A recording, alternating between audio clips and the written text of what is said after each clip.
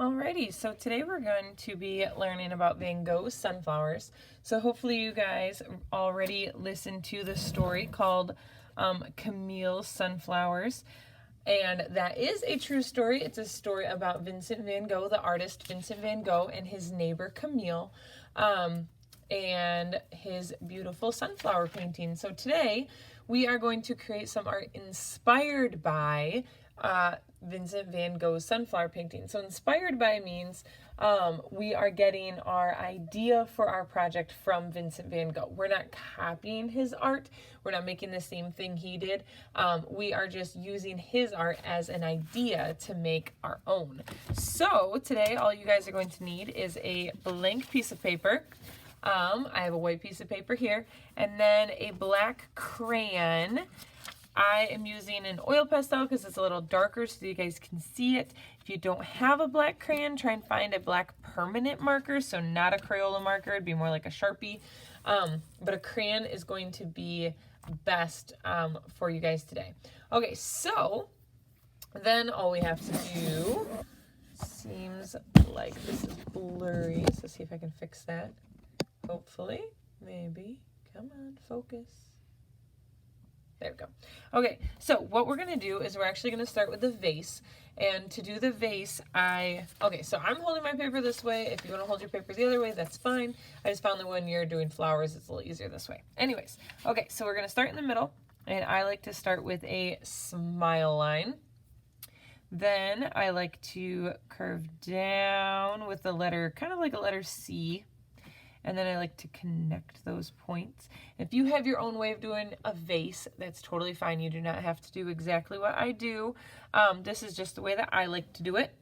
Then I am going to do a curve and then down, and then a curve and then down, but I'm not going to have a meet. I'm going to have a meet with more of a flat line here. Okay, so I make this a little thicker. I messed up a little bit over there. All right, so then I'm going to do a little fancy edge. So I'm going to make a little wavy line on my pot. And if you want to do some other sort of design or decoration, you can. Then you guys should be very familiar with this next thing, which is your initials. Those are the letters that your name starts with. So if you are Sarah Joe Brown, right? Your initials would be SJB, Sarah Joe Brown. So my initials are VJB, so I am going to do my initials right there on my pot because it's fun. And Vincent van Gogh signed the flower pot on his, so I think it's a fun thing to do. Okay, so now is the fun part. Now is where we get to start adding flowers. So what I like to do is I like to draw all my flowers first, and then I do my stems last. If you want to do your stems first and then add your flowers on the stems, that's okay with me too. There's really no right or wrong way to do this. I just kind of like to draw the flowers first and then just connect the stems later. And so what we're going to want to do is we're going to want to fill up this whole area with flowers. So I'm going to show you guys how to do several different kinds of flowers. You can do your own. If you have your own way of doing flowers, that's fine. So I'm going to start out with a circle, and I'm going to do this checkerboard pattern on the inside. Then I'm going to just do some leaves, or petals, sorry, going out like that, all the way around and off my page. Then I'm going to do the little petal lines on the inside, and then I'm going to move on to my next flower. Oh, gotta connect that. Then over here, I'm going to do a tulip. So I like to do the big letter U, and then a zigzag line across the top. And then if you want to make it extra fancy, you can do the little lines going down. You can do the little like bottom of the stem.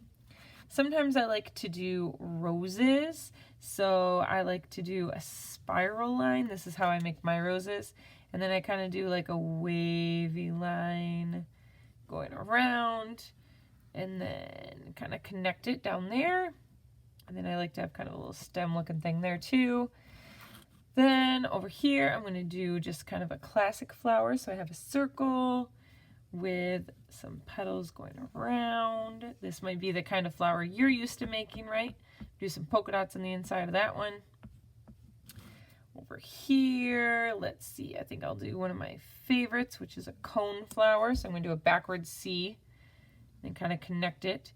Then these just have petals that go down. They don't have petals that go all the way around.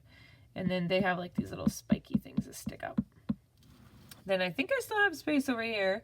So let's see, maybe I'll just do one with spiky petals. And that's about it. So now all I have to do is the stems going into my vase. This one goes around and in, and this one goes in like that. I gotta connect this guy. He's gonna overlap back there and go in. There we go.